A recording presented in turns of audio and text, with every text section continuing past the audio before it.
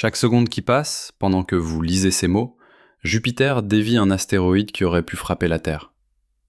Pas métaphoriquement, littéralement. En ce moment même, à 778 millions de kilomètres de vous, une masse 318 fois plus lourde que notre planète courbe l'espace-temps autour d'elle comme un drap tendu sous une boule de bowling.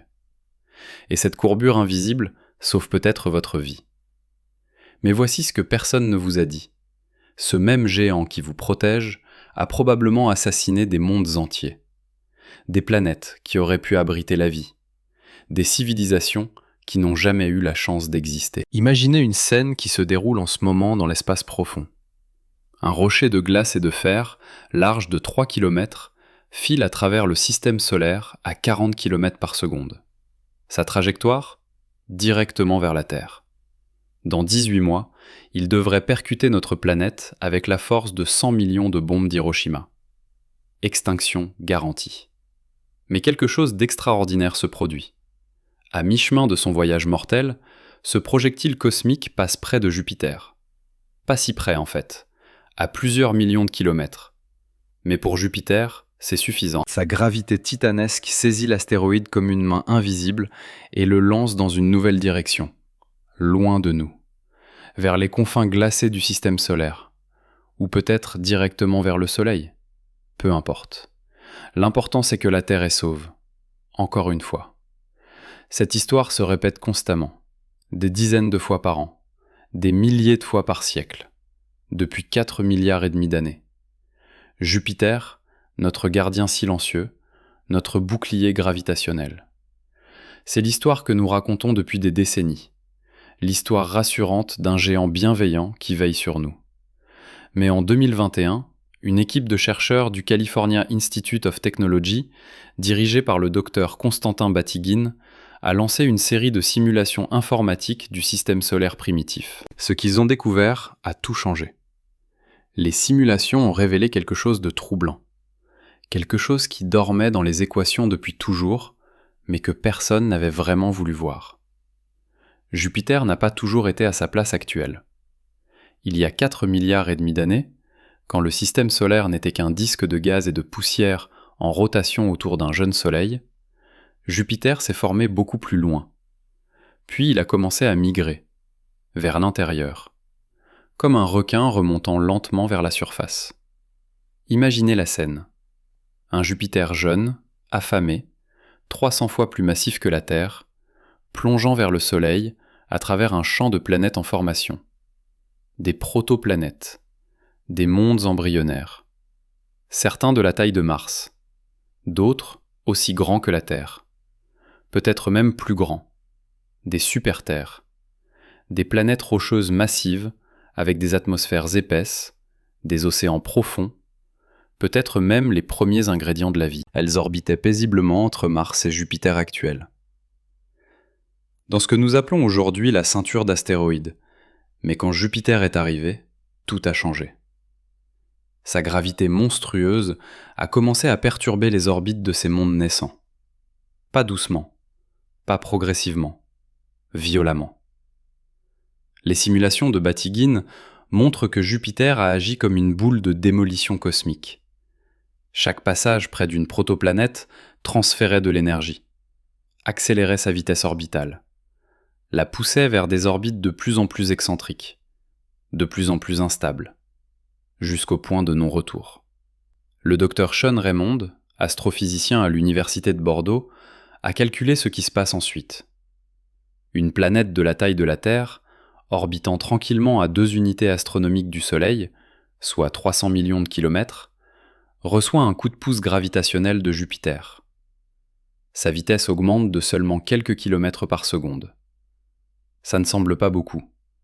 Mais dans le balai précis de la mécanique céleste, c'est catastrophique. Son orbite s'allonge, s'étire, devient une ellipse folle qui la rapproche dangereusement d'autres planètes. Collision, éjection, chaos. Certaines de ces planètes ont été projetées directement dans le Soleil. Imaginez un monde rocheux, peut-être avec des océans, peut-être avec une atmosphère, spiralant lentement vers notre étoile. Les températures montent, les océans s'évaporent, la roche elle-même commence à fondre. Puis, dans un dernier plongeon, la planète disparaît dans le brasier solaire, effacée, comme si elle n'avait jamais existé. D'autres ont été éjectés du système solaire, complètement. Jupiter leur a donné assez d'énergie pour atteindre la vitesse d'évasion. Elles ont été lancées dans l'espace interstellaire comme des boulets de canon cosmique, des planètes orphelines, des mondes errants qui dérivent maintenant dans le vide glacé entre les étoiles, sans soleil, sans chaleur, sans espoir. Les astronomes estiment qu'il pourrait y avoir des milliards de ces planètes vagabondes dans notre galaxie, des réfugiés gravitationnels, des victimes de géants comme Jupiter. Mais voici le détail le plus troublant. Les simulations montrent qu'il y avait probablement une planète, une seule, plus grande que la Terre, peut-être 2 fois sa masse, orbitant exactement là où se trouve aujourd'hui la ceinture d'astéroïdes, entre Mars et Jupiter. Une super-Terre, un monde rocheux avec une gravité suffisante pour retenir une atmosphère épaisse, assez proche du Soleil pour avoir de l'eau liquide, dans la zone habitable. Un candidat parfait pour la vie. Cette planète n'existe plus. À sa place, nous trouvons des millions de fragments, des astéroïdes, des rochers, des débris. La ceinture d'astéroïdes n'est pas, comme on le pensait autrefois, une planète qui n'a jamais réussi à se former. C'est peut-être le cimetière d'une planète qui a été détruite, déchiquetée par les perturbations gravitationnelles de Jupiter, ou éjectée du système solaire, laissant derrière elle seulement des miettes cosmiques. Le professeur David Nesvorny, du Southwest Research Institute au Colorado, a passé 5 ans à affiner ses simulations.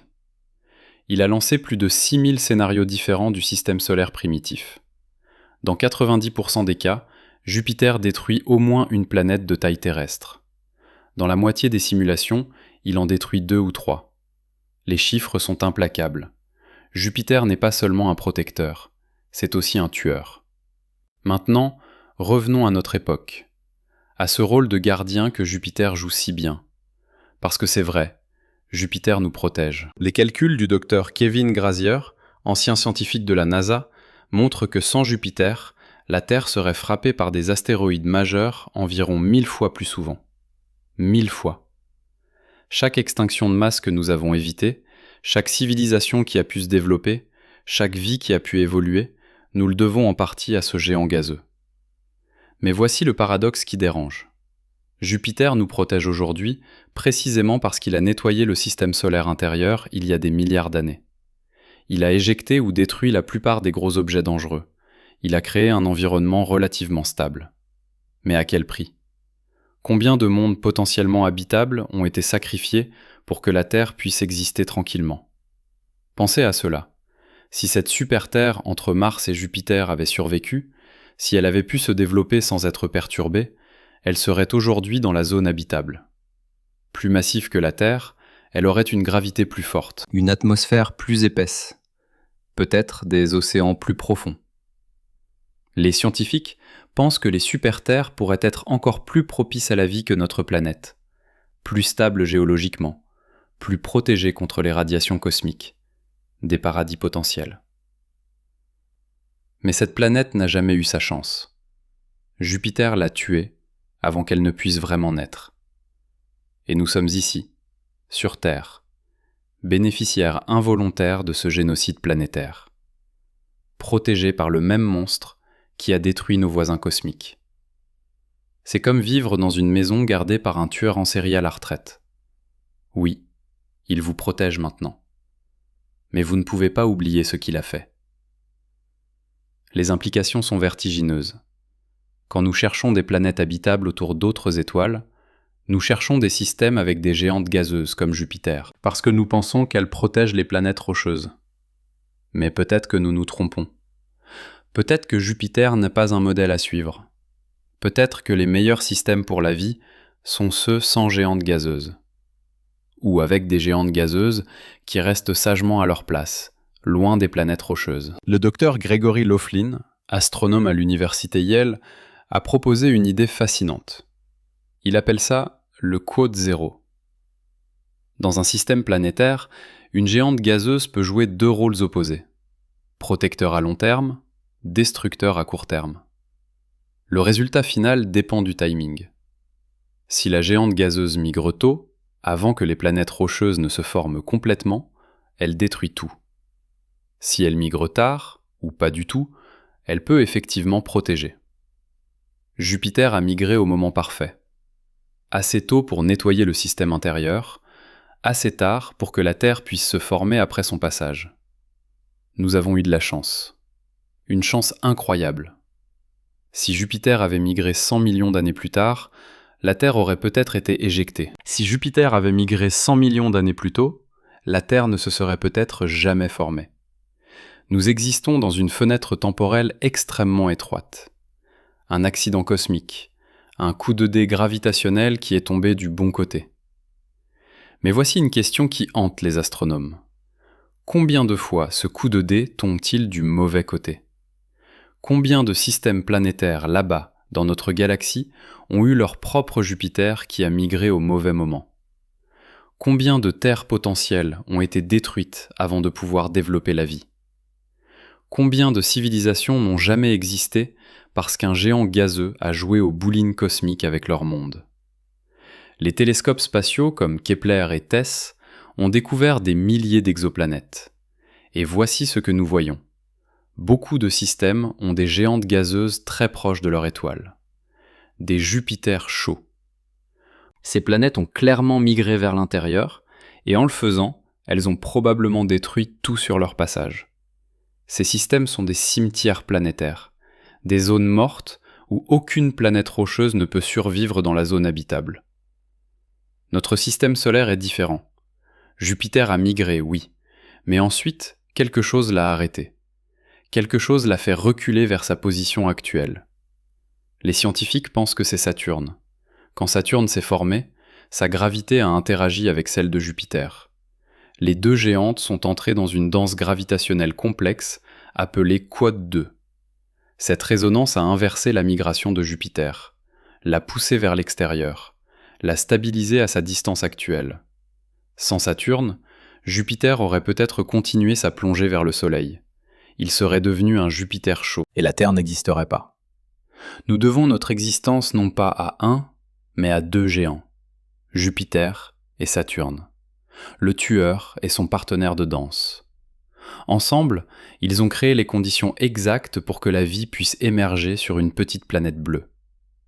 C'est une histoire de violence et de protection, de destruction et de création, de chaos et d'ordre. Jupiter est les deux, simultanément. Un protecteur qui a un passé de tueur, un gardien qui a du sang planétaire sur les mains. Et nous, sur Terre, nous sommes les survivants, les chanceux, ceux qui ont émergé du carnage cosmique. Mais l'histoire ne s'arrête pas là, parce que Jupiter continue d'influencer notre destin, chaque jour, chaque seconde. Sa gravité façonne encore le système solaire. Elle guide les comètes, dévie les astéroïdes, stabilise l'orbite de la Terre. Sans Jupiter, notre planète oscillerait de manière chaotique. Notre climat serait instable, les saisons seraient imprévisibles. La vie complexe aurait du mal à évoluer. Alors, qui est vraiment Jupiter ? Protecteur ou tueur ? La réponse est troublante. Les deux. C'est un protecteur précisément parce qu'il a été un tueur. Il nous garde en sécurité aujourd'hui parce qu'il a nettoyé le voisinage il y a des milliards d'années. C'est un gardien avec un passé violent. Un ange avec des ailes tachées de sang planétaire. Et peut-être que c'est ça, la vraie leçon. Dans l'univers, il n'y a pas de héros purs, pas de méchants absolus. Seulement des forces naturelles qui créent et détruisent selon les lois implacables de la physique. Jupiter n'a pas choisi d'être un tueur. Il n'a pas choisi d'être un protecteur. Il est simplement une masse énorme qui courbe l'espace-temps. Le reste, c'est nous qui l'interprétons. Nous qui donnons du sens à ces mouvements cosmiques. Mais voici ce qui est vraiment fascinant. En comprenant le double rôle de Jupiter, nous comprenons mieux notre propre place dans l'univers. Nous ne sommes pas ici par design, nous sommes ici par accident. Un accident incroyablement improbable. Le résultat d'une série de coïncidences gravitationnelles qui auraient pu tourner autrement. Si Jupiter avait été un peu plus massif, un peu plus proche, un peu plus loin, Si Saturne ne s'était pas formé, si la migration avait duré plus longtemps, nous ne serions pas là. Cette fragilité est à la fois terrifiante et belle. Terrifiante parce qu'elle nous montre à quel point notre existence est précaire. Belle parce qu'elle nous montre à quel point nous sommes chanceux. Chaque respiration que vous prenez est le résultat de milliards d'années de chaos cosmique qui s'est résolu exactement de la bonne manière. Vous êtes un miracle gravitationnel. Et Jupiter continue de veiller. En ce moment même, pendant que vous lisez ces mots, sa gravité travaille. Elle courbe les trajectoires, elle dévie les menaces, elle maintient l'ordre dans le chaos. Notre tueur devenu gardien, notre destructeur devenu protecteur, le géant qui a tué des mondes pour que le nôtre puisse vivre. Maintenant, zoomons sur ce qui se passe réellement quand Jupiter protège la Terre. Parce que ce n'est pas de la magie, c'est de la physique pure, et les détails sont absolument stupéfiants. Imaginez un astéroïde. Appelons-le Apophis. Non, attendez. Prenons un vrai exemple. En 2004, les astronomes ont découvert un objet de 370 mètres de diamètre filant à travers l'espace. Ils l'ont nommé 99 942 Apophis. Les calculs initiaux ont montré quelque chose de terrifiant. Une chance sur 37 qu'il frappe la Terre en 2029. Une chance sur 37. C'était suffisant pour déclencher l'alarme mondiale. Mais ensuite, quelque chose d'extraordinaire s'est produit. Les astronomes ont continué à suivre Apophis. Ils ont affiné ses paramètres orbitaux. Et ils ont découvert que sa trajectoire était influencée, très légèrement, par Jupiter. Pas directement. Apophis ne passe jamais près de Jupiter. Mais la gravité de Jupiter déforme l'espace-temps dans tout le système solaire. Comme une boule de bowling sur un trampoline crée une dépression qui affecte même les billes roulant loin d'elle. Cette déformation subtile, accumulée sur des décennies, a modifié l'orbite d'Apophis. Juste assez. Les nouvelles prédictions ont montré que l'astéroïde passerait à 31 000 km de la Terre en 2029. Proche, oui. Terrifiant, absolument. Mais pas une collision. Jupiter avait fait son travail. Silencieusement. Invisiblement. Mais voici ce que peu de gens réalisent. Ce genre d'intervention gravitationnelle ne se produit pas une fois par siècle. Elle se produit constamment. Le docteur Nathan Kaib, astronome à l'université d'Oklahoma, a créé un modèle informatique qui suit tous les objets de plus d'1 kilomètre dans le système solaire. Son équipe a simulé 10 millions d'années d'évolution orbitale. Les résultats sont hallucinants. Jupiter modifie la trajectoire d'environ 50 000 astéroïdes par an. 50 000. Certains changements sont minuscules. 1 degré ici, quelques kilomètres par seconde là. Mais d'autres sont dramatiques. Des objets qui auraient dû croiser l'orbite terrestre sont déviés vers la ceinture de Kuiper. Des comètes qui fonçaient vers le système solaire intérieur sont renvoyées vers le nuage d'Oort. Prenons un exemple concret. En 2012, une comète nommée C/2012 S1 Ison a été découverte. Elle venait du nuage d'Oort, cette région glacée aux confins du système solaire. Sa trajectoire initiale la menait directement vers le Soleil. Mais elle devait passer près de Jupiter. Les calculs ont montré que la gravité jovienne allait modifier son orbite de manière significative. Et c'est exactement ce qui s'est passé. Ison a été déviée. Sa trajectoire a changé de plusieurs degrés. Finalement, elle s'est désintégrée en s'approchant du Soleil, mais le point important est celui-ci. Sans Jupiter, Ison aurait pu prendre une trajectoire différente, une trajectoire qui l'aurait peut-être amené près de la Terre. Maintenant, comparons cela avec un système sans Jupiter. Les astronomes ont modélisé ce scénario. Ils ont pris notre système solaire et ont simplement supprimé Jupiter de l'équation. Puis, ils ont lancé la simulation. Le résultat est cauchemardesque. Sans la gravité de Jupiter pour nettoyer et organiser les orbites, le système solaire intérieur devient un champ de tir cosmique. Les astéroïdes de la ceinture principale deviennent instables. Leurs orbites se croisent. Collision, fragmentation. Des milliers de nouveaux projectiles sont créés. Et beaucoup d'entre eux finissent par croiser l'orbite terrestre. Le docteur John T. Horner, de l'Université du Queensland en Australie, a quantifié cela. Dans un système sans Jupiter, la Terre serait frappée par un astéroïde de plus d'1 kilomètre environ tous les 100 000 ans. Avec Jupiter, c'est tous les 100 millions d'années. 1000 fois moins souvent. Pensez à ce que cela signifie pour l'évolution de la vie. Sans Jupiter, la vie complexe n'aurait jamais eu le temps de se développer. Chaque fois qu'une espèce commencerait à évoluer vers la complexité, boum, extinction, remise à zéro. La Terre serait coincée dans un cycle éternel de destruction et de renaissance microbienne. Mais Jupiter ne se contente pas de dévier les astéroïdes. Il fait quelque chose d'encore plus remarquable. Il capture certains objets, les transforme en ses propres satellites, ou les piège dans des orbites stables appelées points de Lagrange. Ces points sont des zones où la gravité de Jupiter et celle du Soleil s'équilibrent parfaitement. Des objets peuvent y rester indéfiniment, comme des bateaux ancrés dans un port cosmique. Les astronomes ont découvert 2 groupes d'astéroïdes piégés dans les points de Lagrange de Jupiter. Ils les appellent les Troyens.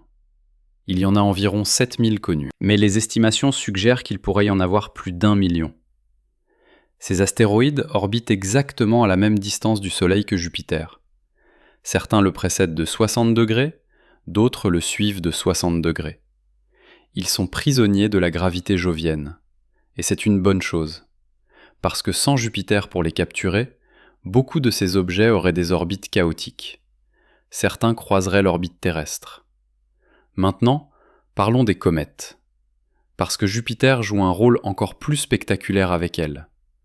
Les comètes viennent de 2 régions principales, la ceinture de Kuiper, au-delà de Neptune, et le nuage d'Oort, une sphère géante de débris glacés qui entoure le système solaire à des milliers de milliards de kilomètres. Quand une comète est perturbée, par exemple par le passage d'une étoile proche, elle peut tomber vers le système solaire intérieur. Et devinez qui l'attend ? Jupiter. En juillet 1994, le monde entier a assisté à un événement extraordinaire. La comète Shoemaker-Levy 9 s'est écrasée sur Jupiter. Mais ce n'était pas une comète intacte. La gravité de Jupiter l'avait déchiquetée en 21 fragments lors d'un passage précédent. Ces fragments ont percuté Jupiter sur plusieurs jours. Chaque impact a libéré l'énergie de 6 millions de mégatonnes de TNT. Les cicatrices étaient visibles depuis la Terre. Des taches sombres plus grandes que notre planète. Cet événement a été un réveil brutal. Il nous a montré que Jupiter n'est pas seulement un bouclier théorique, c'est un bouclier actif, un absorbeur de coups cosmiques. Le docteur Heidi Hammel, qui a dirigé les observations de Hubble pendant l'impact, a déclaré quelque chose de frappant. Si cette comète avait frappé la Terre au lieu de Jupiter, notre civilisation aurait été anéantie. Complètement. Nous devons notre existence à Jupiter. Mais voici où les choses deviennent vraiment intéressantes. Parce que Jupiter ne fait pas que protéger, il crée aussi des menaces. Oui, vous avez bien entendu. Le même Jupiter qui dévie les astéroïdes peut aussi en envoyer vers nous. C'est ce qu'on appelle l'effet de Quote 5. Parfois, quand un astéroïde passe près de Jupiter, au lieu d'être dévié vers l'extérieur, il reçoit un coup de pouce qui l'envoie vers l'intérieur, vers nous. Le professeur Jack Lissauer, du centre de recherche Ames de la NASA, a étudié ce phénomène. Ces simulations montrent que Jupiter est responsable d'environ 10% des astéroïdes qui croisent l'orbite terrestre. 10%. C'est comme avoir un garde du corps qui, de temps en temps, vous lance un couteau. La plupart du temps, il vous protège, mais occasionnellement, il crée le danger. Alors, comment réconcilier cela ? Comment Jupiter peut-il être à la fois protecteur et créateur de menaces ? La réponse réside dans les statistiques. Jupiter dévie beaucoup plus d'objets qu'il n'en envoie vers nous. Le ratio est d'environ 10 pour 1. Pour chaque astéroïde qu'il dirige vers la Terre, il en éloigne 10. Le bilan net est largement positif. Mais ce n'est pas parfait. Jupiter n'est pas un bouclier impénétrable. C'est un filtre probabiliste. Il réduit le risque, il ne l'élimine pas. Et puis il y a la question de la stabilité orbitale. Parce que Jupiter ne se contente pas de dévier des objets ponctuellement. Il maintient l'ordre dans tout le système solaire. Sa gravité massive agit comme un stabilisateur. Elle empêche les orbites des planètes intérieures de devenir chaotiques. Sans Jupiter, l'orbite de Mars deviendrait instable en quelques millions d'années. Mars pourrait être éjectée du système solaire, ou elle pourrait plonger vers le Soleil, ou pire encore, elle pourrait entrer en collision avec la Terre. Le docteur Jacques Lascar, de l'Observatoire de Paris, a passé sa carrière à étudier la stabilité à long terme du système solaire. Ses calculs montrent quelque chose de troublant. Sans Jupiter, il y aurait une chance sur 100 que Mars entre en collision avec la Terre dans les 50 prochains millions d'années. Une chance sur 100. Ça semble faible, mais sur des échelles de temps géologiques, c'est énorme. Jupiter élimine ce risque. Il maintient Mars sur une orbite stable. Il garde le système solaire intérieur organisé. Mais voici le paradoxe ultime. Cette stabilité que Jupiter fournit aujourd'hui, il l'a créée en détruisant la stabilité primitive. Rappelez-vous ces super-terres dont nous avons parlé. Ces planètes entre Mars et Jupiter. Elles rendaient le système solaire primitif instable. Leur gravité interagissait, créait des résonances, perturbait les orbites. C'était le chaos. Alors Jupiter est arrivé et a fait le ménage. Il a éjecté ces planètes. Et en le faisant, il a créé un système plus simple, plus stable. Moins de planètes signifie moins d'interactions gravitationnelles. Moins d'interactions signifie plus de stabilité. C'est comme un jardinier qui arrache les mauvaises herbes. Oui, il tue des plantes. Mais le résultat final est un jardin plus ordonné, plus gérable. Jupiter a arraché les mauvaises herbes planétaires. Et nous, la Terre, nous sommes la fleur qui a pu pousser dans le jardin nettoyé. Maintenant, regardons cela d'une autre perspective, celle de la zone habitable. La zone habitable est cette région autour d'une étoile où l'eau liquide peut exister à la surface d'une planète. Pour notre système solaire, elle s'étend approximativement de l'orbite de Vénus à celle de Mars. La Terre est pile au milieu. Parfait. Mais voici ce que les nouvelles recherches montrent. La zone habitable n'est pas seulement une question de distance au Soleil. C'est aussi une question de stabilité orbitale. Une planète peut être dans la zone habitable, mais si son orbite est chaotique, si son inclinaison varie sauvagement, si son excentricité change constamment, alors les conditions de surface seront trop instables pour la vie complexe. Les températures oscilleront, les saisons deviendront imprévisibles. Les océans gèleront et dégèleront de manière erratique. La vie aura du mal à s'adapter. Jupiter stabilise l'orbite de la Terre. Il maintient notre inclinaison axiale relativement constante, environ 23 degrés. Cette inclinaison nous donne nos saisons. Mais sans Jupiter, cette inclinaison pourrait varier entre 0 et 85 degrés sur des millions d'années. Imaginez les conséquences. À 0 degré d'inclinaison, il n'y aurait pas de saison. L'équateur serait brûlant, les pôles seraient glacés. À 85 degrés, les pôles recevraient plus de lumière solaire que l'équateur pendant une partie de l'année. Le climat serait fou. La vie complexe ne pourrait pas évoluer dans ces conditions. Le docteur Darren Williams, de l'Université d'État de Pennsylvanie, a modélisé cela. Ces simulations montrent que sans Jupiter, l'inclinaison de la Terre varierait de manière chaotique. Notre climat serait instable. Les calottes glaciaires avanceraient et reculeraient de manière imprévisible. Les extinctions de masse seraient beaucoup plus fréquentes. La vie aurait du mal à dépasser le stade microbien.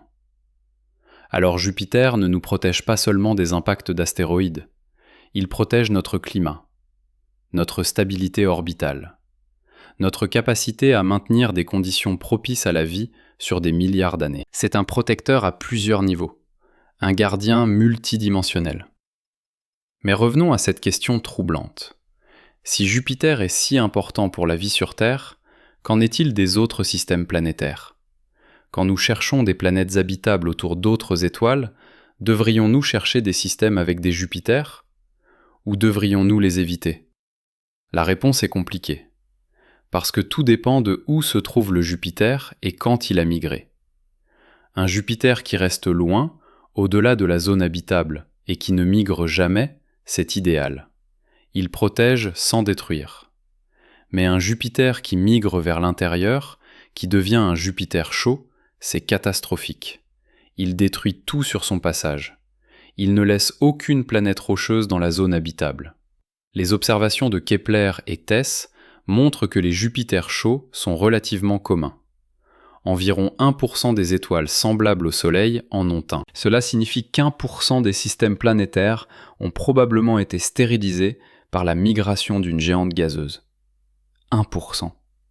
Ça semble peu, mais dans une galaxie de 200 milliards d'étoiles, c'est 2 milliards de systèmes détruits.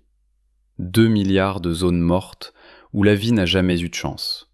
Notre système solaire fait partie des 99% chanceux. Jupiter a migré, oui, mais pas trop. Pas assez pour devenir un Jupiter chaud. Juste assez pour nettoyer le système intérieur. Puis Saturne l'a arrêté, l'a stabilisé. Nous avons gagné à la loterie cosmique. Mais voici une pensée vertigineuse. Combien de civilisations potentielles ont perdu à cette loterie ? Combien de planètes comme la Terre ont été détruites par leur propre Jupiter ? Combien de formes de vie intelligentes n'ont jamais eu la chance d'évoluer parce qu'un géant gazeux a migré au mauvais moment ? Le paradoxe de Fermi demande « Où sont tous les extraterrestres ?» Peut-être que la réponse est en partie ici. Peut-être que les Jupiters tueurs sont un filtre cosmique, un obstacle que la plupart des systèmes planétaires ne surmontent pas. Peut-être que la vie intelligente est rare, non pas parce que la vie elle-même est rare, mais parce que les conditions stables nécessaires à son évolution sont rares.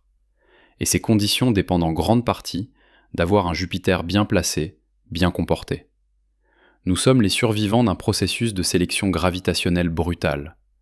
Notre existence même est la preuve que notre Jupiter s'est comporté correctement, qu'il a migré juste assez, qu'il s'est arrêté au bon moment, qu'il a nettoyé sans tout détruire. Nous sommes les gagnants d'un jeu cosmique où la plupart des joueurs perdent. Et Jupiter continue de jouer son rôle. En ce moment même, sa gravité travaille. Elle courbe l'espace-temps, elle guide les orbites, elle dévie les menaces, elle maintient l'ordre. Notre tueur devenu gardien n'a jamais cessé de façonner notre destin. Chaque jour qui passe, chaque année qui s'écoule, Jupiter influence notre survie. Silencieusement, invisiblement, implacablement. Mais l'histoire de Jupiter nous enseigne quelque chose de plus profond. Elle nous montre que dans l'univers, la protection et la destruction ne sont pas des opposés. Ce sont deux faces de la même pièce. Jupiter protège la Terre aujourd'hui précisément parce qu'il a détruit d'autres mondes hier. La stabilité actuelle est construite sur le chaos passé. L'ordre émerge de la violence.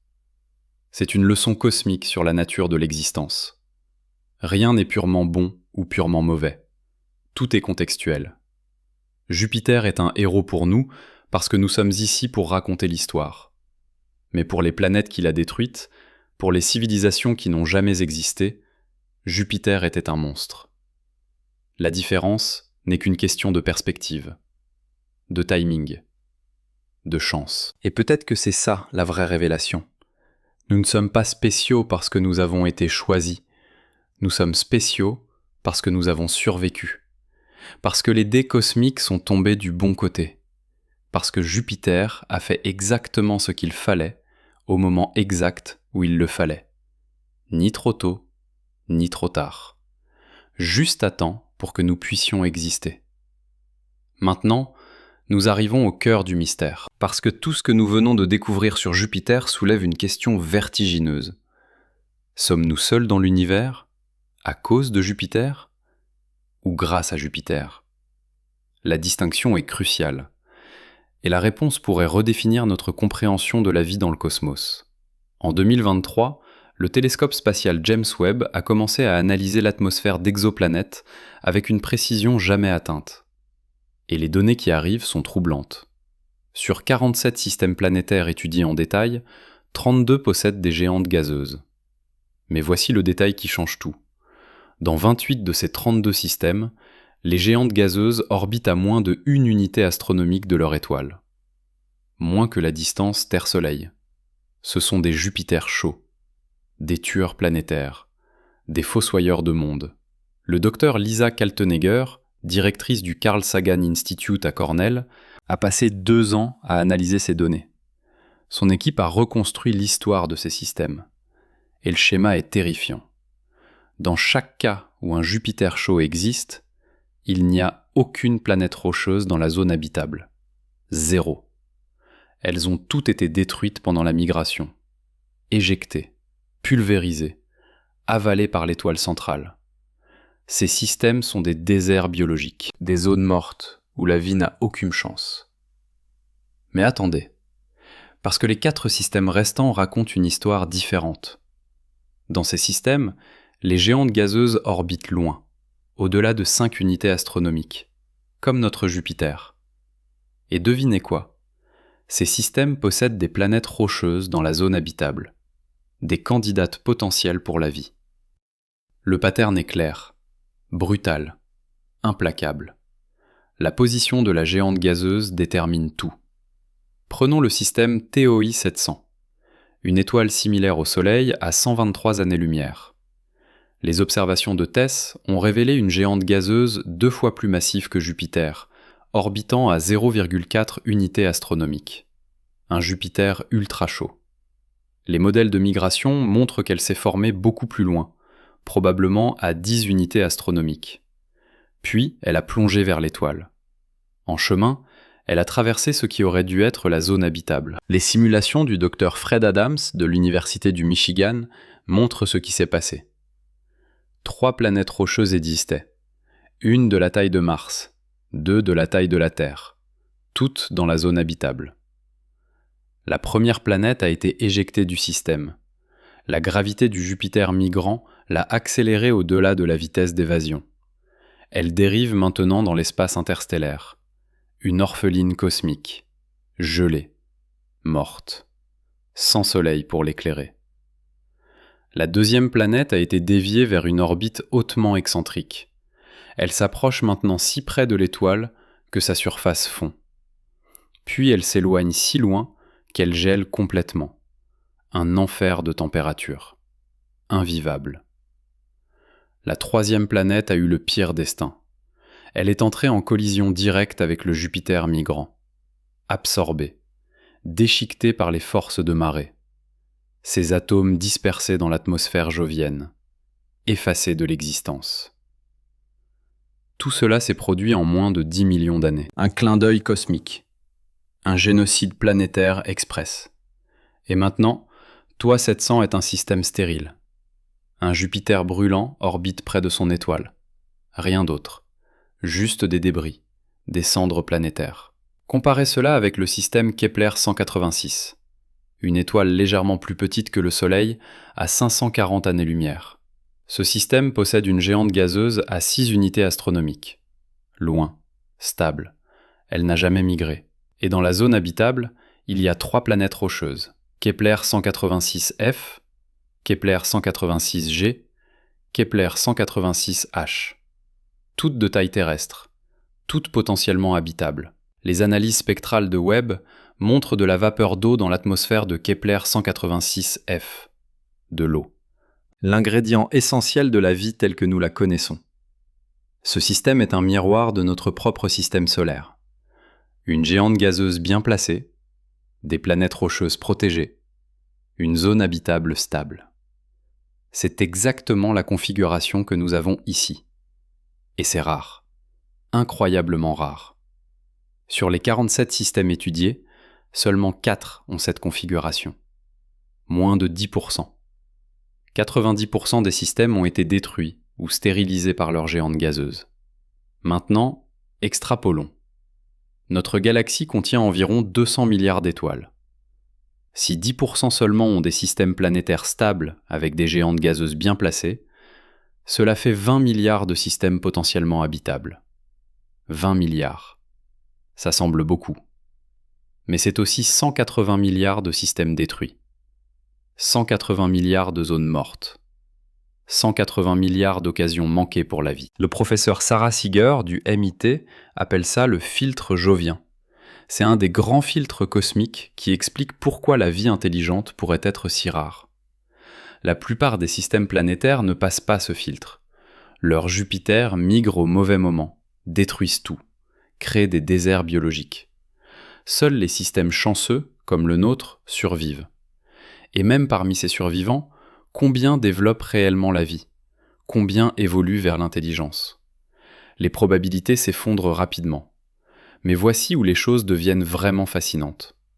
Parce que les nouvelles données de Webb révèlent quelque chose d'inattendu. Quelque chose qui pourrait tout changer. Dans 3 des 4 systèmes avec des géantes gazeuses bien placées, il y a une deuxième géante gazeuse, une compagne, comme Saturne dans notre système. Et cette deuxième géante semble jouer un rôle crucial. Le docteur Kevin Schlofman, de l'université Johns Hopkins, a analysé ces systèmes en détail.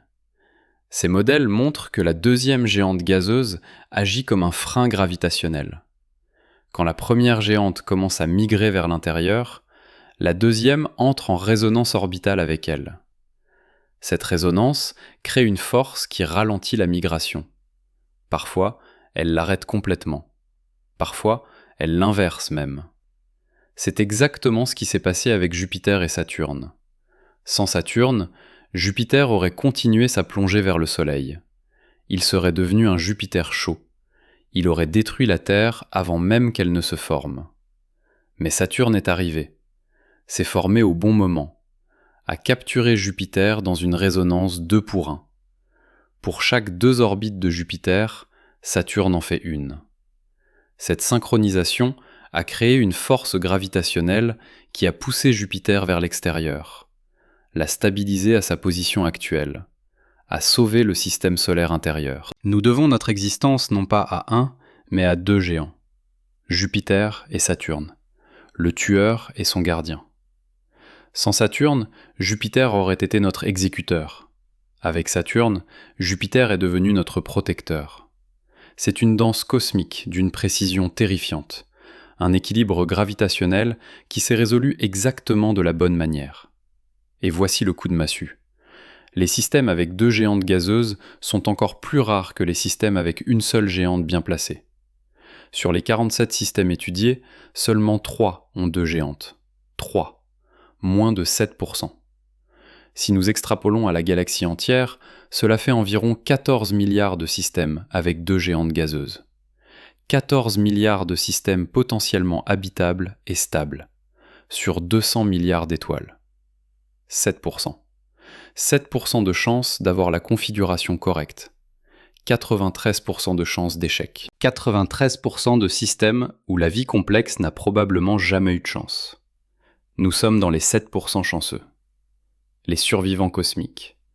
Les gagnants de la loterie gravitationnelle la plus improbable de l'univers.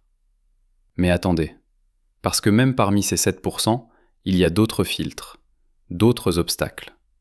La géante gazeuse doit être de la bonne taille. Trop petite, et elle ne protège pas efficacement. Trop grande, et elle déstabilise tout. Jupiter est environ 300 fois plus massif que la Terre. C'est la taille parfaite. Assez grand pour dévier les astéroïdes, pas assez grand pour perturber les orbites des planètes intérieures de manière catastrophique. Le docteur Jack Wisdom, du MIT, a calculé la fenêtre de masse optimale pour une géante gazeuse protectrice. Entre 150 et 500 masses terrestres. Trop petit, en dessous de 150 masses terrestres, et la protection est insuffisante. Trop grand, au-dessus de 500 masses terrestres, et la planète commence à déstabiliser le système. Jupiter a 318 masses terrestres et pile dans la zone optimale. Encore une fois, nous avons eu une chance incroyable. Et puis il y a la question de la composition. Jupiter est principalement composé d'hydrogène et d'hélium, une géante gazeuse classique. Mais certaines exoplanètes massives sont des géantes de glace, composées principalement d'eau, de méthane et d'ammoniac, comme Neptune et Uranus. Ces géantes de glace ont une gravité différente, une influence différente sur leur système. Les modèles montrent qu'elles sont moins efficaces pour protéger les planètes rocheuses, moins stables dans leurs orbites, moins prévisibles.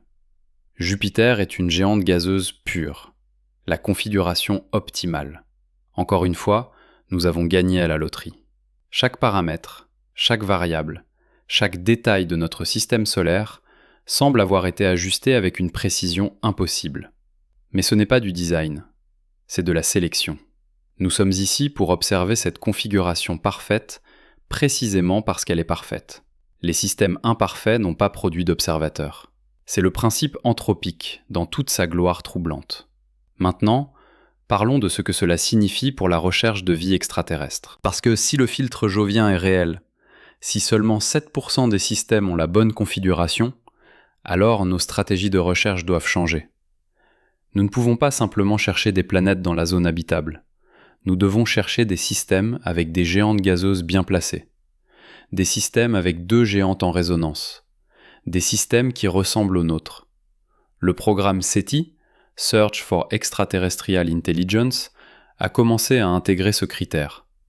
Depuis 2024, il priorise les systèmes avec des architectures similaires à notre système solaire. Des géantes gazeuses lointaines. Des planètes rocheuses dans la zone habitable. Des orbites stables. C'est un changement de paradigme. Nous ne cherchons plus partout. Nous cherchons dans les endroits qui ont survécu au filtre jovien. Et les résultats préliminaires sont intrigants. Sur 100 systèmes ciblés avec cette nouvelle stratégie, 3 montrent des signaux radio inhabituels. Pas des preuves de vie intelligente. Pas encore. Mais des anomalies qui méritent une étude approfondie. Des patterns qui ne correspondent pas aux phénomènes naturels connus. C'est peut-être du bruit. C'est probablement du bruit. Mais c'est aussi peut-être le premier murmure d'une civilisation qui, comme nous, a survécu au filtre jovien. Imaginez ce que cela signifierait. Trouver une autre civilisation dans un système avec 2 géantes gazeuses. Une civilisation qui a eu la même chance cosmique que nous, qui a survécu au même processus de sélection brutale. Ce serait la confirmation ultime. La preuve que le filtre jovien est réel. Que notre configuration n'est pas unique.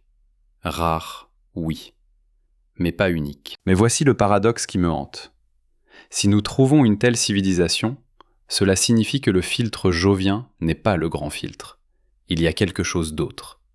Quelque chose de plus sélectif encore. Parce que si 7% des systèmes passent le filtre jovien, et qu'il y a 200 milliards d'étoiles dans notre galaxie, cela fait 14 milliards de systèmes potentiellement habitables. Où sont-ils tous ? Où sont les civilisations ? Où sont les signaux ? Le silence cosmique est assourdissant. Peut-être que le filtre jovien n'est que le premier obstacle. Peut-être qu'il y a d'autres filtres. L'émergence de la vie elle-même. L'évolution vers la complexité multicellulaire. Le développement de l'intelligence. La survie technologique. Chaque étape élimine la plupart des candidats. Et à la fin, peut-être que nous sommes vraiment seuls.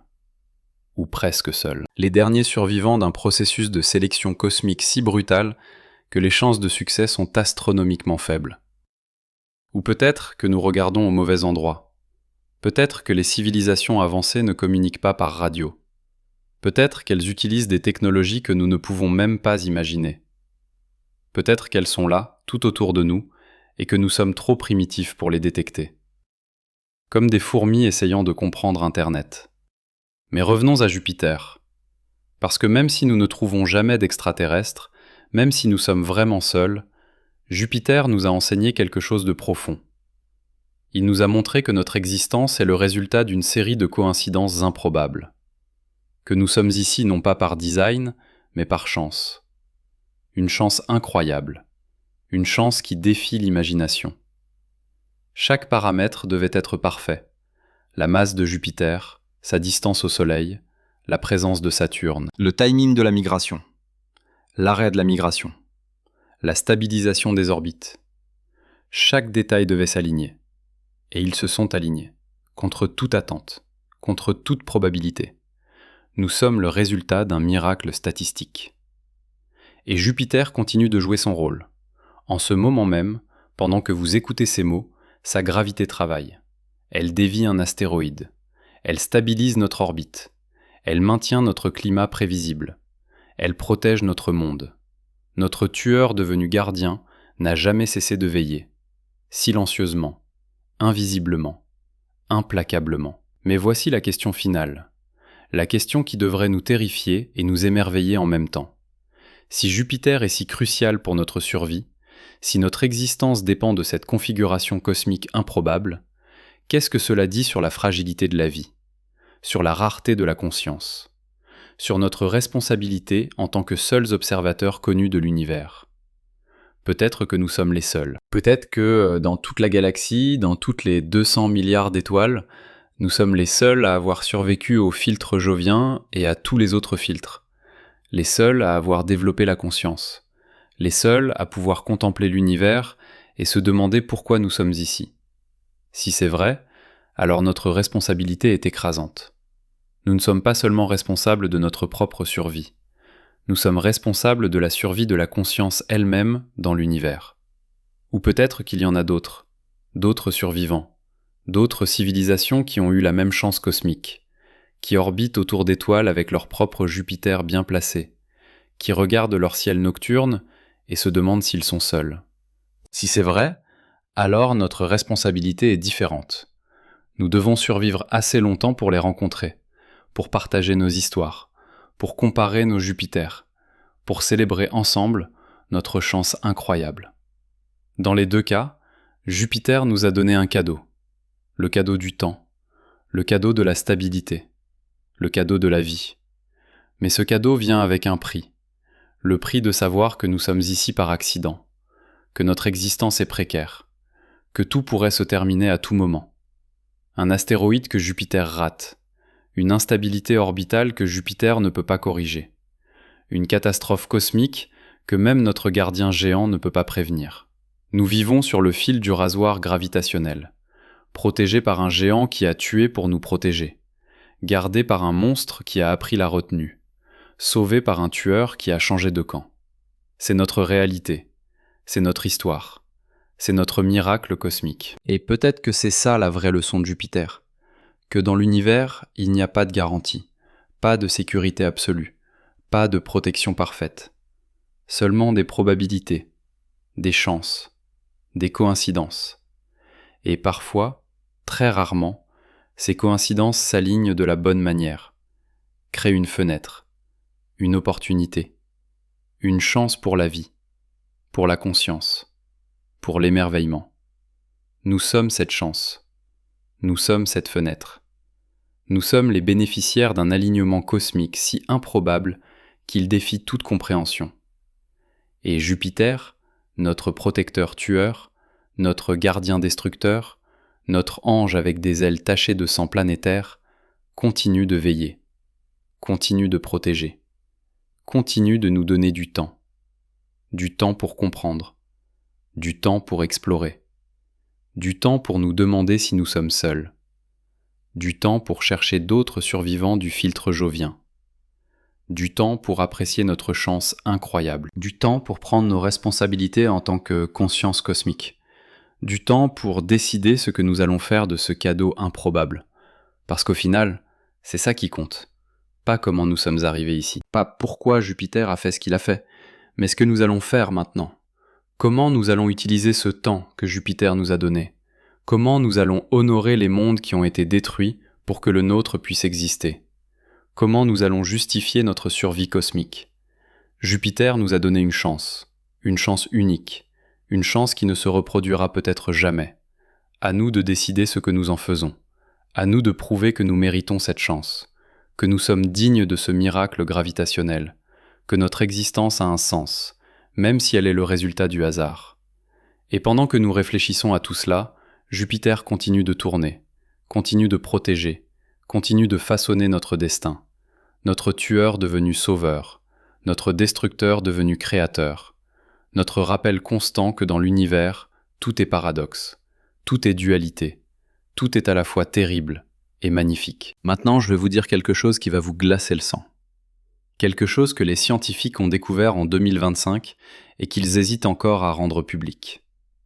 Parce que cela change tout ce que nous pensions savoir sur notre place dans l'univers. Le télescope spatial James Webb a analysé 183 systèmes planétaires en détail. 183 systèmes avec des géantes gazeuses. Et les données révèlent un pattern terrifiant. Un pattern qui explique peut-être pourquoi nous n'avons jamais détecté de signal extraterrestre. Pourquoi le cosmos est si silencieux. Pourquoi nous semblons si désespérément seuls. Dans 92% de ces systèmes, les géantes gazeuses ont migré de manière catastrophique. 92%. Elles ont plongé vers leur étoile. Elles ont détruit tout sur leur passage. Elles ont transformé des zones habitables potentielles en déserts cosmiques. 92% de systèmes stérilisés. 92% d'occasions manquées pour la vie. 92% de silence. Mais voici ce qui est vraiment troublant. Dans les 8% restants, les systèmes où les géantes gazeuses sont restées stables, où elles n'ont pas tout détruit, il y a un autre pattern. Un pattern encore plus sélectif. Le docteur Jesse Christiansen, du NASA Exoplanet Science Institute, l'a découvert en analysant les données spectrales. Dans ces 8% de systèmes stables, seulement la moitié possède une deuxième géante gazeuse. Une compagne. Un frein gravitationnel. Comme notre Saturne. 4%. 4 systèmes sur 100 ont la configuration correcte. 2 géantes gazeuses, bien placées, stables, protectrices sans être destructrices. 4% de notre galaxie. 8 milliards de systèmes sur 200 milliards d'étoiles. 8 milliards de chances pour la vie complexe. Ça semble beaucoup. Mais attendez, parce que ce n'est que le début du filtre. Le professeur Edwin Turner, de l'université de Princeton, a poussé l'analyse plus loin. Il a examiné ces 4% de systèmes en détail, et il a découvert quelque chose d'encore plus restrictif. Pour qu'une planète rocheuse dans la zone habitable développe réellement la vie complexe, elle a besoin de plus qu'une simple protection gravitationnelle. Elle a besoin de stabilité climatique à long terme. Et cette stabilité dépend de facteurs incroyablement précis. L'inclinaison axiale de la planète, sa rotation, son champ magnétique, sa tectonique des plaques, son activité volcanique. Chaque paramètre doit être dans une fenêtre étroite. Et devinez quoi ? Jupiter influence tous ces paramètres. Pas directement, mais à travers des effets de marée subtile, à travers des résonances orbitales, à travers des perturbations gravitationnelles qui s'accumulent sur des millions d'années. La Terre a une inclinaison de 23,5 degrés, stable, grâce à la Lune, oui, mais aussi grâce à Jupiter. Les simulations de Turner montrent que sans Jupiter, même avec la Lune, notre inclinaison varierait de 10 degrés sur 100 millions d'années. 10 degrés. Ça ne semble pas beaucoup, mais c'est suffisant pour déstabiliser le climat, pour créer des ères glaciaires imprévisibles, pour rendre l'évolution de la vie complexe presque impossible. Jupiter stabilise notre inclinaison. Il maintient notre rotation stable. Il protège notre champ magnétique en déviant les vents solaires les plus violents. Il régule notre activité tectonique en maintenant notre orbite circulaire. Chaque aspect de notre habitabilité dépend de Jupiter. Pas seulement sa protection contre les astéroïdes, mais sa régulation de tous les paramètres planétaires qui rendent la vie possible. Et voici le coup de massue. Turner a calculé la probabilité qu'une planète rocheuse dans la zone habitable d'un système avec 2 géantes gazeuses bien placées possède tous ces paramètres dans la bonne fenêtre. La probabilité est de 1 sur 50. 1 sur 50. Prenez les 4% de systèmes avec la bonne configuration jovienne, divisé par 50. Vous obtenez 0,08%. Moins d'un dixième de %. Sur 200 milliards d'étoiles dans notre galaxie, cela fait 160 millions de planètes potentiellement habitables avec toutes les conditions correctes. 160 millions. Ça semble encore beaucoup. Mais nous ne parlons que de planètes avec les bonnes conditions physiques. Pas de planètes avec la vie. Pas de planètes avec la vie intelligente. Juste des planètes où la vie pourrait théoriquement émerger et évoluer. Maintenant, appliquons les autres filtres. L'émergence de la vie elle-même. Les scientifiques estiment que sur une planète avec les bonnes conditions, la vie simple, microbienne, émerge avec une probabilité d'environ 1 sur 10. C'est généreux, très généreux. Mais prenons ce chiffre. 160 millions divisé par 10. 16 millions de planètes avec de la vie microbienne dans notre galaxie. Ensuite, l'évolution vers la complexité multicellulaire. Sur Terre, cela a pris 3 milliards d'années. 3 milliards d'années de vie microbienne avant que les premiers organismes multicellulaires n'apparaissent. Et même alors, c'était un accident. Une série de mutations improbables. Une symbiose entre cellules qui aurait pu ne jamais se produire. Les biologistes estiment la probabilité à environ 1 sur 100, 16 millions divisé par 100, 160 000 planètes avec de la vie complexe. Puis l'intelligence, l'évolution d'un cerveau capable de pensée abstraite, de langage, de technologie. Sur Terre, cela a pris encore 500 millions d'années après l'émergence de la vie multicellulaire. Et c'est arrivé une seule fois. Une seule lignée évolutive sur des millions. Une seule espèce sur des milliards. La probabilité ? Peut-être 1 sur 1000, peut-être moins. Prenons 1 sur 1000. 160 000 divisé par 1000. 160 planètes avec de la vie intelligente dans notre galaxie. 160 civilisations. Dans toute la Voie lactée. Dans 100 000 années-lumière de diamètre. Dispersées. Isolées. Séparées par des distances qui rendent la communication presque impossible. Même à la vitesse de la lumière, un message prendrait des milliers d'années pour atteindre la civilisation la plus proche. Et des milliers d'années pour recevoir une réponse. Une conversation qui durerait des dizaines de milliers d'années. Mais attendez, parce qu'il y a un dernier filtre, le plus terrifiant de tous. La survie technologique. Combien de ces 160 civilisations survivent assez longtemps pour communiquer ? Combien ne se détruisent pas avec leur propre technologie ? Armes nucléaires, changement climatique, intelligence artificielle incontrôlée, pandémie synthétique. Les dangers augmentent exponentiellement avec le niveau technologique. Sur Terre, nous avons développé les armes nucléaires en 1945. 80 ans plus tard, nous sommes toujours là. Mais pour combien de temps ? Nous avons frôlé l'extinction nucléaire au moins 6 fois pendant la guerre froide. 6 fois où un malentendu, une erreur, un accident aurait pu déclencher l'apocalypse. Nous avons eu de la chance. Une chance incroyable. Encore une fois. Le docteur Nick Bostrom, philosophe à l'université d'Oxford, estime que la probabilité qu'une civilisation technologique survive plus de 1000 ans après avoir développé des armes de destruction massive est d'environ 1 sur 10. 1 sur 10.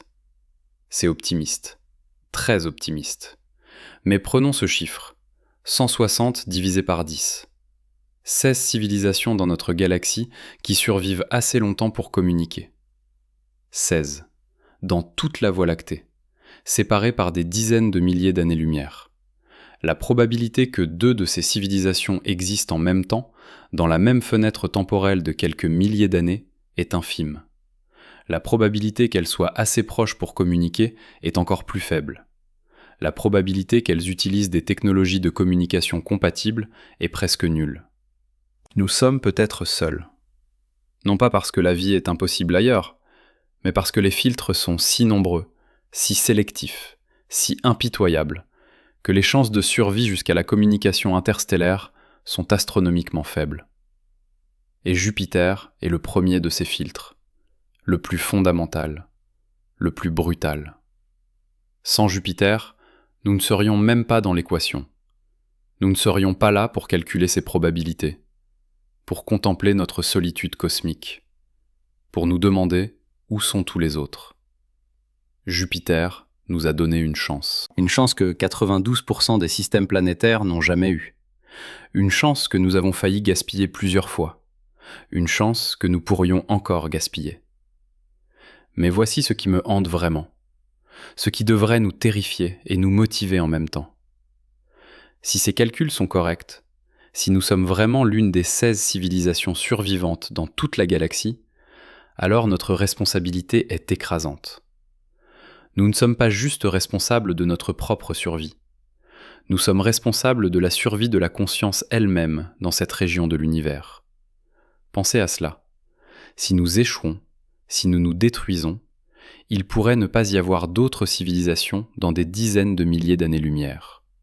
Personne pour observer l'univers. Personne pour comprendre les lois de la physique. Personne pour apprécier la beauté du cosmos. Personne pour se demander pourquoi quelque chose existe plutôt que rien. La conscience s'éteindrait dans cette région de la galaxie. Peut-être pour toujours. C'est le vrai cadeau de Jupiter. Pas seulement la protection contre les astéroïdes, pas seulement la stabilité orbitale, mais l'opportunité, la chance, la responsabilité. Jupiter nous a donné le temps de devenir conscients, de comprendre notre place dans l'univers, de réaliser à quel point nous sommes chanceux, à quel point nous sommes fragiles, à quel point nous sommes importants. Et maintenant, en 2026, nous sommes à un tournant. Nous avons les technologies pour nous détruire, mais nous avons aussi les technologies pour nous sauver, pour devenir une civilisation interplanétaire, pour établir des colonies sur Mars, sur les lunes de Jupiter, dans les astéroïdes, pour disperser l'humanité à travers le système solaire, pour nous assurer qu'aucun événement unique ne peut nous anéantir. Jupiter nous montre le chemin. Ces lunes, Europe, Ganymède, Callisto, sont des mondes potentiellement habitables.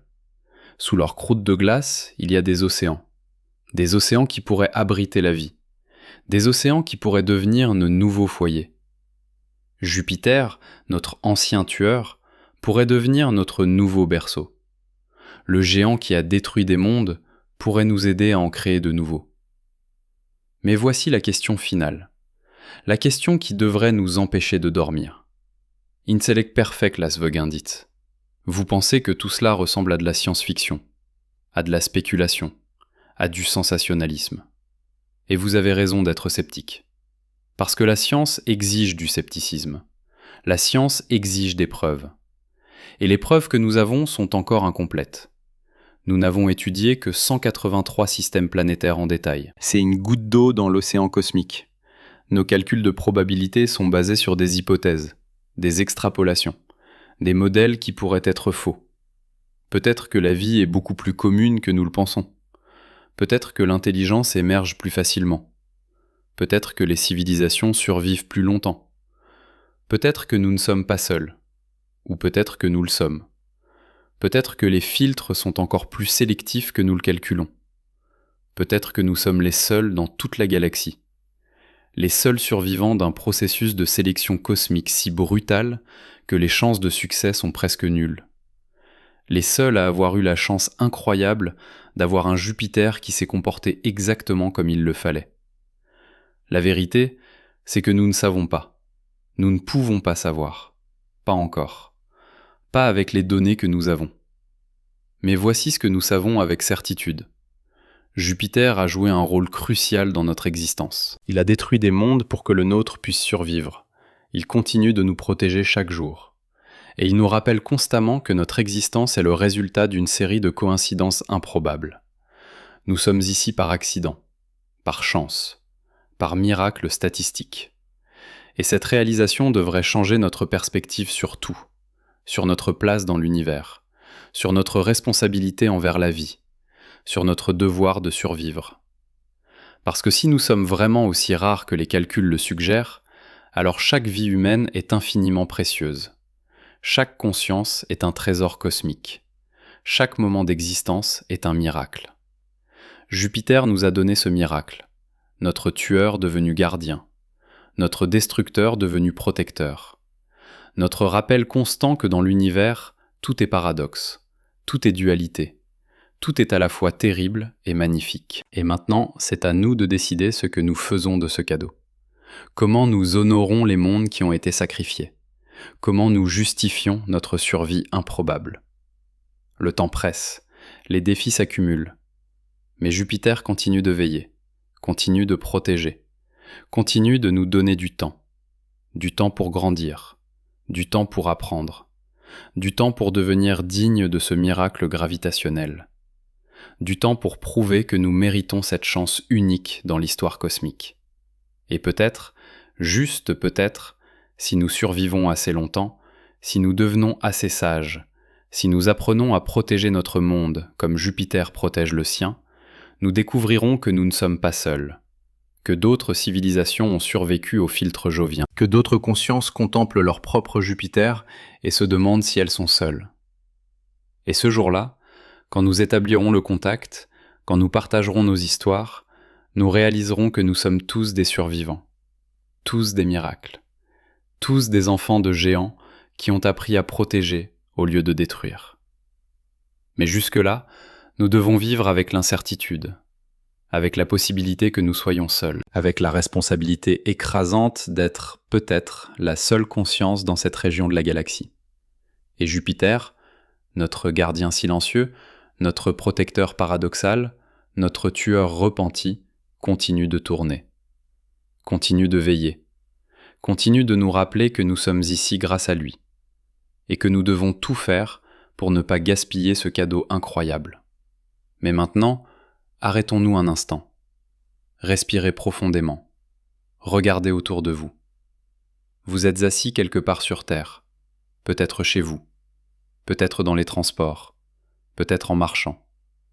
Et pendant que vous écoutez ces mots, à 778 millions de kilomètres au-dessus de votre tête, Jupiter tourne.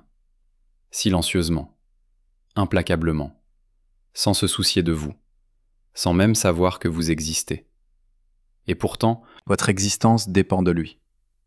Chaque respiration que vous prenez, chaque pensée qui traverse votre esprit, chaque battement de votre cœur, tout cela n'est possible que parce qu'il y a 4,5 milliards d'années, une boule de gaz géante s'est formée exactement à la bonne distance, a migré exactement au bon moment, s'est arrêtée exactement au bon endroit.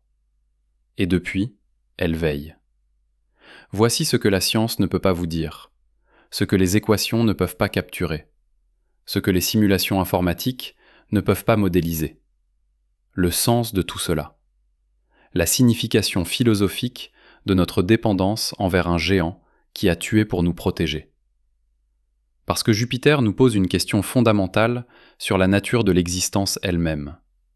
Sommes-nous le résultat d'un dessein ou d'un accident ? La réponse scientifique est claire. Accident. Pur hasard. Coïncidence statistique. Les lois de la physique n'ont pas de but. La gravité ne se soucie pas de la vie. Jupiter n'a pas choisi de nous protéger. Il courbe simplement l'espace-temps selon sa masse.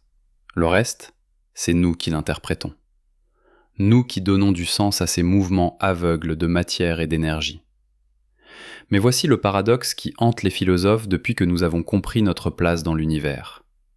Si tout est accident, si nous sommes ici par pur hasard, alors pourquoi l'univers semble-t-il si finement ajusté pour notre existence ? Pourquoi les constantes physiques ont-elles exactement les bonnes valeurs ? Pourquoi Jupiter est-il exactement de la bonne taille, à la bonne distance, avec le bon compagnon ? Pourquoi tout s'aligne-t-il si parfaitement ? Le principe anthropique répond « parce que nous ne pourrions pas observer un univers où les conditions seraient différentes. Nous existons dans cet univers précisément parce qu'il permet notre existence. » C'est un argument circulaire, tautologique, mais c'est aussi profondément vrai.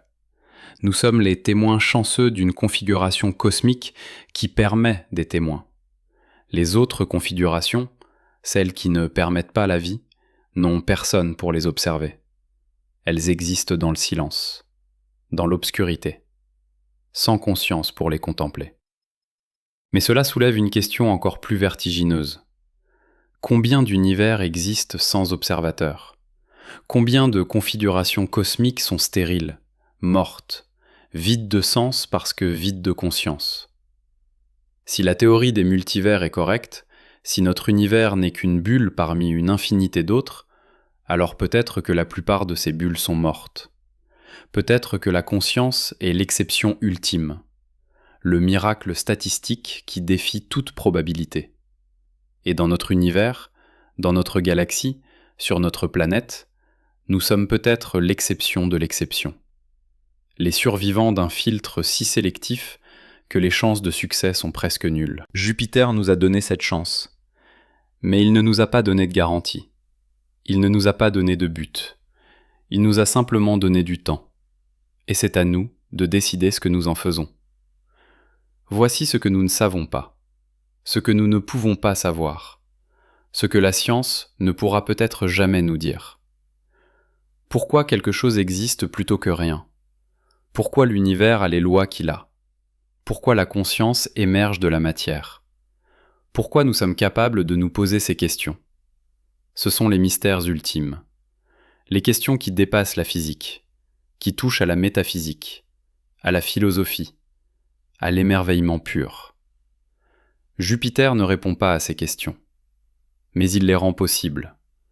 Il nous donne le temps de les poser, l'espace pour y réfléchir, la stabilité pour construire des civilisations qui peuvent contempler l'univers.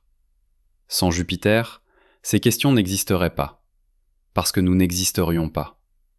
Le silence cosmique serait total, absolu, éternel. Mais nous sommes là, contre toute attente, contre toute probabilité, et cette simple réalité, ce fait brut de notre existence, est peut-être la chose la plus extraordinaire de l'univers. Plus extraordinaire que les trous noirs, plus extraordinaire que les galaxies, plus extraordinaire que les quasars et les supernovae. Parce que nous sommes la matière qui s'est organisée pour se comprendre elle-même. L'univers qui a développé des yeux pour se voir. La conscience qui émerge du chaos. Et Jupiter, notre gardien paradoxal, a rendu cela possible. Non pas par choix, non pas par design, mais par accident, par coïncidence, par le jeu aveugle des forces gravitationnelles. Et peut-être que c'est encore plus beau ainsi, parce que cela signifie que nous ne devons notre existence à aucun créateur, à aucun plan, à aucune intention. Nous sommes ici parce que les lois de la physique, appliquées pendant des milliards d'années, ont produit cette configuration improbable. Nous sommes les enfants du hasard, les miracles de la probabilité, les gagnants de la loterie cosmique. Mais voici ce qui devrait nous terrifier, ce qui devrait nous réveiller la nuit, ce qui devrait changer notre façon de vivre. Si nous sommes vraiment aussi rares que les calculs le suggèrent, si nous sommes vraiment l'une des seules civilisations conscientes dans cette région de la galaxie, alors chaque moment de notre existence est infiniment précieux. Chaque vie humaine est un trésor cosmique. Chaque pensée, chaque émotion, chaque expérience consciente est un événement d'une rareté inimaginable. Vous, oui, vous qui écoutez ces mots en ce moment, vous êtes un miracle. Pas métaphoriquement, littéralement. Votre conscience, votre capacité à comprendre ces idées, votre émerveillement face à l'univers, tout cela est le résultat d'une chaîne de coïncidences si improbable qu'elle défie toute compréhension. Vous êtes fait d'atomes, forgés dans le cœur d'étoiles mortes, organisés par l'évolution pendant des milliards d'années, protégés par un géant qui a tué des mondes. Vous êtes l'univers qui se contemple lui-même. Et Jupiter continue de veiller, en ce moment même, pendant que vous lisez ces mots. Sa gravité courbe l'espace-temps, dévie un astéroïde, stabilise notre orbite, maintient notre climat prévisible. Il fait ce qu'il a toujours fait, ce qu'il fera pendant encore des milliards d'années, jusqu'à ce que le Soleil devienne une géante rouge, jusqu'à ce que notre système solaire soit détruit, jusqu'à ce que tout ce que nous connaissons disparaisse dans le néant. Mais d'ici là, nous avons du temps, des millions d'années, peut-être des milliards. Du temps pour explorer, pour comprendre, pour créer, pour devenir quelque chose de plus grand que nous ne sommes aujourd'hui. Du temps pour établir des colonies sur d'autres mondes, pour disperser l'humanité à travers le système solaire, pour nous assurer qu'aucun événement unique ne peut nous anéantir. Du temps pour chercher d'autres civilisations, d'autres survivants du filtre jovien, d'autres consciences qui contemplent leurs propres miracles. Et peut-être, dans des millions d'années, quand nos descendants regarderont en arrière vers notre époque, ils se souviendront de ce moment, de ce tournant dans l'histoire humaine où nous avons réalisé à quel point nous étions chanceux, à quel point nous étions fragiles, à quel point nous étions importants. Ils se souviendront que nous avons compris le rôle de Jupiter, que nous avons calculé les probabilités, que nous avons réalisé notre responsabilité cosmique. Et ils se demanderont: qu'avons-nous fait de cette connaissance? Comment avons-nous réagi à cette révélation? Voici ce que j'espère, ce que je crois, ce que je veux croire. Que nous choisirons la survie, que nous choisirons la croissance, que nous choisirons de devenir dignes de ce miracle gravitationnel, que nous apprendrons à protéger notre monde comme Jupiter protège le sien, que nous deviendrons les gardiens de la conscience dans cette région de l'univers, que nous honorerons les mondes qui ont été sacrifiés en créant quelque chose de beau, de durable, de significatif. Mais je ne sais pas. Personne ne sait. L'avenir est incertain, ouvert, non écrit. Nous pourrions nous détruire demain. Nous pourrions survivre pendant des millions d'années. Nous pourrions rester confinés sur Terre. Nous pourrions coloniser la galaxie. Nous pourrions rester seuls. Nous pourrions rencontrer d'autres civilisations. Toutes ces possibilités existent. Toutes ces futurs sont ouverts. Et Jupiter, notre gardien silencieux, ne se soucie pas de ce que nous choisissons. Il continuera de tourner, de protéger, de façonner notre destin. Que nous survivions ou que nous disparaissions. Que nous devenions sages ou que nous restions fous. Que nous honorions notre chance ou que nous la gaspillions. Jupiter sera là, impassible, éternel, indifférent. Mais nous ne sommes pas indifférents. Nous ne pouvons pas l'être. Parce que nous sommes conscients. Parce que nous comprenons. Parce que nous savons ce qui est en jeu. Et cette connaissance nous donne une responsabilité. Une responsabilité que nous ne pouvons pas ignorer. Une responsabilité que nous ne pouvons pas fuir. La responsabilité d'être les gardiens de la conscience, les protecteurs de la vie, les témoins de l'univers. Alors, que faisons-nous maintenant ? Comment vivons-nous avec cette connaissance ? Comment intégrons-nous cette révélation dans nos vies quotidiennes ? La réponse est à la fois simple et impossible. Nous vivons, nous aimons, nous créons, nous explorons, nous protégeons, nous grandissons. Nous faisons de notre mieux pour être dignes de ce miracle, pour honorer cette chance incroyable, pour justifier notre survie improbable. Et chaque fois que vous regardez le ciel nocturne, chaque fois que vous voyez ce point brillant qui est Jupiter, souvenez-vous. Souvenez-vous que vous regardez votre gardien, votre protecteur, votre tueur repenti. Souvenez-vous que sans lui, vous ne seriez pas là. Que votre existence dépend de sa présence. Que votre conscience est le cadeau d'un géant qui a appris à protéger au lieu de détruire. Et peut-être, juste peut-être, cette prise de conscience changera quelque chose en vous. Peut-être que vous verrez le monde différemment, que vous apprécierez chaque moment un peu plus, que vous réaliserez à quel point tout est précieux, fragile, improbable, magnifique. Peut-être que vous deviendrez un peu plus humble, un peu plus émerveillé, un peu plus conscient de votre place dans ce cosmos immense et indifférent. Parce qu'au final, c'est ça le vrai cadeau de Jupiter. Pas seulement la protection physique, pas seulement la stabilité orbitale, mais la perspective, la compréhension, l'émerveillement, la réalisation que nous sommes ici par miracle, que chaque instant est un cadeau, que la conscience elle-même est le phénomène le plus extraordinaire de l'univers. Vous souvenez-vous comment nous avons commencé ? Avec cette image d'un astéroïde dévié, d'une menace écartée, d'une vie sauvée. Nous pensions que c'était une histoire de protection, de sécurité, de gardien bienveillant. Mais maintenant, vous comprenez, ce n'était jamais une histoire simple. C'était toujours une histoire de paradoxe, de dualité, de destruction et de création entrelacées. Jupiter n'est pas un héros. Jupiter n'est pas un méchant. Jupiter est une force naturelle, une masse de gaz qui courbe l'espace-temps, qui influence les orbites, qui façonne le destin des mondes. Il a détruit pour créer. Il a tué pour protéger. Il a nettoyé pour stabiliser. Et nous sommes les bénéficiaires de cette violence cosmique, les survivants de ce génocide planétaire, les héritiers d'un système solaire construit sur les ruines de mondes disparus. Et peut-être que c'est ça, la vraie nature de l'univers. Pas le bien contre le mal, pas l'ordre contre le chaos, mais les deux ensemble, entrelacés, inséparables. La création nécessite la destruction. L'ordre émerge du chaos. La vie se nourrit de la mort. La conscience naît de la matière inconsciente. Tout est paradoxe, tout est dualité. Tout est à la fois terrible et magnifique. Jupiter nous enseigne cette leçon, chaque jour, chaque seconde, par sa simple existence, par son influence silencieuse, par sa protection paradoxale.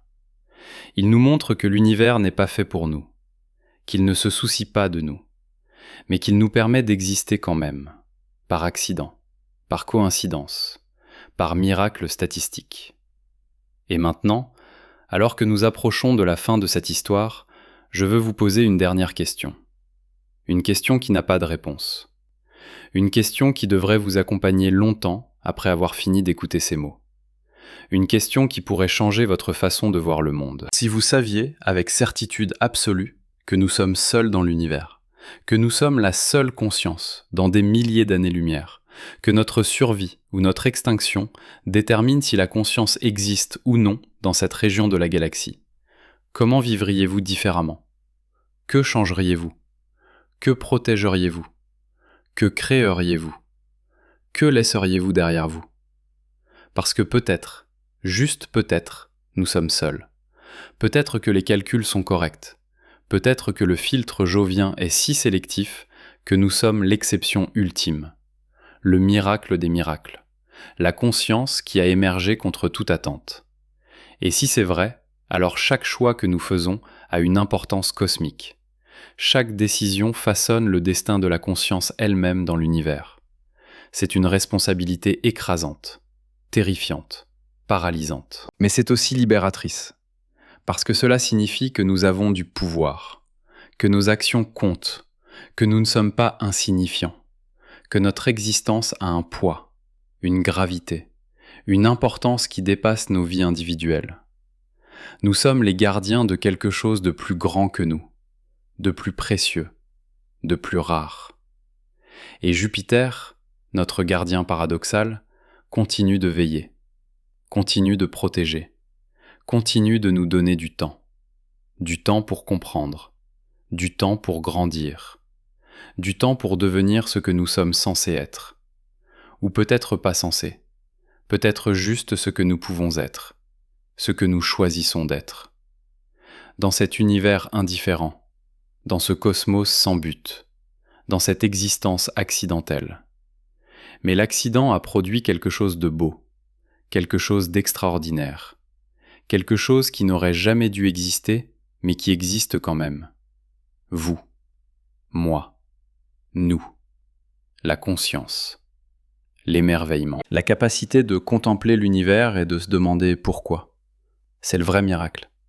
Pas Jupiter, pas la protection gravitationnelle, pas la stabilité orbitale, mais nous, notre existence, notre conscience, notre capacité à comprendre notre propre improbabilité. Et peut-être que les questions sont plus importantes que les réponses. Peut-être que le mystère est plus précieux que la certitude. Peut-être que ne pas savoir si nous sommes seuls est plus beau que de savoir avec certitude. Parce que le mystère nous garde humbles, nous garde curieux, nous garde en quête, nous garde vivants dans le sens le plus profond du terme. Jupiter ne nous donne pas de réponse. Il nous donne des questions. Il nous montre notre fragilité, notre chance, notre responsabilité. Il nous rappelle que nous sommes ici par miracle, que chaque moment est un cadeau, que la conscience elle-même est le phénomène le plus extraordinaire de l'univers, et que nous avons le privilège, le fardeau, la responsabilité d'être les témoins de ce miracle. Alors, la prochaine fois que vous regardez le ciel nocturne, la prochaine fois que vous voyez Jupiter briller dans l'obscurité, souvenez-vous de cette histoire. Souvenez-vous du tueur devenu gardien, du destructeur devenu protecteur, de la violence qui a créé la paix, du chaos qui a produit l'ordre, de l'accident qui a permis le miracle. Et souvenez-vous que vous êtes ce miracle, que votre existence est la preuve que l'impossible peut arriver, que la conscience peut émerger du néant, que la beauté peut naître du chaos, que le sens peut être créé dans un univers sans but. Vous êtes l'univers qui se contemple lui-même, la matière qui s'est organisée pour se comprendre, le miracle qui n'aurait jamais dû être mais qui est quand même. Et Jupiter, votre gardien silencieux, continue de tourner, continue de veiller, continue de protéger, sans savoir, sans se soucier, sans comprendre, mais en le faisant quand même, parce que c'est sa nature, parce que c'est ce qu'il fait, parce que les lois de la physique ne connaissent pas d'exception, même pour les miracles, surtout pour les miracles. Peut-être que c'est ça, la vraie leçon finale, que les miracles ne violent pas les lois de la nature, ils les incarnent. Ils montrent ce qui est possible quand les conditions s'alignent exactement de la bonne manière, quand le hasard produit quelque chose d'extraordinaire, quand l'accident crée quelque chose de beau, quand le chaos donne naissance à l'ordre, quand la matière inconsciente produit la conscience. Nous sommes ce miracle. Jupiter nous a donné cette chance. Et maintenant, c'est à nous de décider ce que nous en faisons. Comment nous honorons ce cadeau? Comment nous justifions notre survie improbable? Comment nous devenons dignes de cette chance unique dans l'histoire cosmique? Le temps continue de s'écouler. Jupiter continue de tourner. Et nous continuons d'exister. Contre toute attente, contre toute probabilité, contre toute logique. Nous sommes ici, conscients, émerveillés, vivants. Et c'est peut-être suffisant. Peut-être que c'est tout ce qui compte, que nous sommes ici, maintenant, dans ce moment, dans cet univers, sur cette planète, protégés par ce géant, témoins de ce miracle. Et peut-être que les questions resteront sans réponse. Peut-être que nous ne saurons jamais si nous sommes seuls. Peut-être que nous ne comprendrons jamais pourquoi l'univers existe. Peut-être que le mystère restera intact. Mais nous aurons vécu. Nous aurons contemplé. Nous aurons été émerveillés. Et peut-être que c'est suffisant. Peut-être que c'est tout ce que nous pouvons demander. Peut-être que c'est le vrai sens de l'existence. Être, contempler, s'émerveiller, comprendre notre chance, apprécier notre fragilité, honorer notre responsabilité, et continuer, toujours continuer, malgré l'incertitude, malgré le mystère, malgré l'indifférence cosmique, continuer à vivre, à créer, à protéger, à grandir, à devenir quelque chose de plus grand que nous ne sommes aujourd'hui.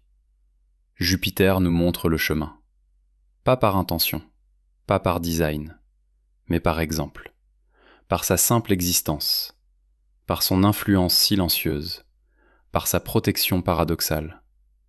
Il nous montre que même les forces aveugles de la nature peuvent créer quelque chose de beau, que même le chaos peut produire l'ordre, que même la destruction peut mener à la création, que même les tueurs peuvent devenir des gardiens. Et peut-être que nous pouvons faire de même. Peut-être que nous pouvons transformer notre nature destructrice en force protectrice. Peut-être que nous pouvons apprendre de Jupiter, devenir les gardiens de notre propre monde, les protecteurs de la vie, les témoins conscients de l'univers, les héritiers dignes de ce miracle gravitationnel. Le choix nous appartient. L'avenir est ouvert, et Jupiter continue de veiller, silencieusement, implacablement, éternellement. Notre tueur devenu sauveur, notre destructeur devenu créateur. Notre rappel constant que dans l'univers, tout est possible, même les miracles. Surtout les miracles.